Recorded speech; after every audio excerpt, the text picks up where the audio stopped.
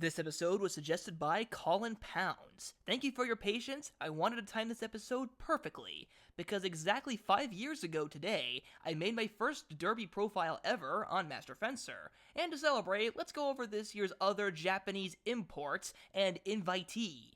Another day, another Derby profile. Today's episode is on TO Password. Let's go! First up, the stats, and there's not a lot to really talk about.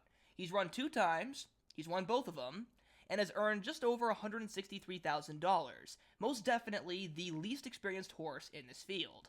But what got him into the Kentucky Derby was his second victory in the Fukuryu Stakes, which is a 40-point Road to the Kentucky Derby Japanese race, which gets him an invited spot into the Derby as he has more points than any other Japanese Road to the Kentucky Derby horse. For running style, from the 2 races that we do have, he's never been too far away from the lead. Or in other words, he's a front-runner. In his maiden race, he stalked in sync with another horse, and was about a nose away from the lead at all times. And then in the Fukuryu Stakes, he decided to have a solo front-running role, which may have cost him late because he faded quite a bit and only barely held on. But that's all I can really talk about when it comes to the running style, because those were his only 2 races. So, are there any strengths to this horse? Because I don't seem very enthusiastic. Well, there is one. He won his first race in a field of 16 horses, so out of every horse in this field, he is the most experienced with a large herd of horses.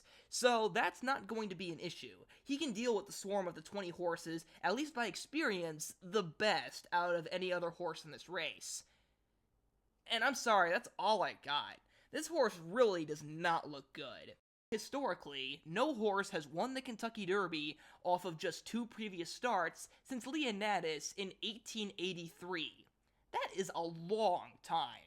And as shown with Taba, a horse who looked more impressive with his victory in the Santa Anita Derby, just because he looked good in 2 starts doesn't mean that the third one is exactly going to be a charm. Also, he's never run counterclockwise. All of his races have been run in the opposite direction of the Kentucky Derby.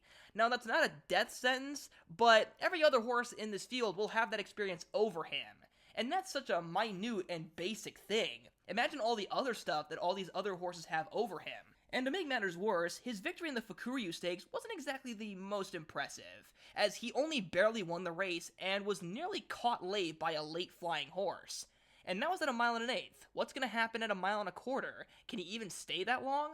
There's just so many questions. And that doesn't even include all the other historical parts, such as the fact that he's ran twice in Japan in the opposite direction, and now he's going to go halfway across the world to Kentucky against the best 3-year-olds in the entire country and possibly the world on dirt, and try his luck.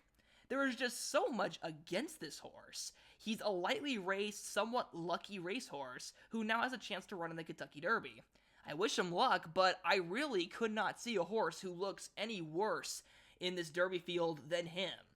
For that, I give him a harsh D+. I know that's very mean, but when it comes to imported horses, you have to do a lot and prove a lot in order to, in my opinion, convince me.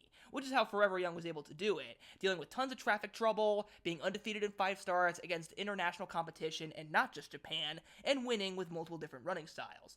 None of that applies to TO Password. But it's horse racing, you never really know.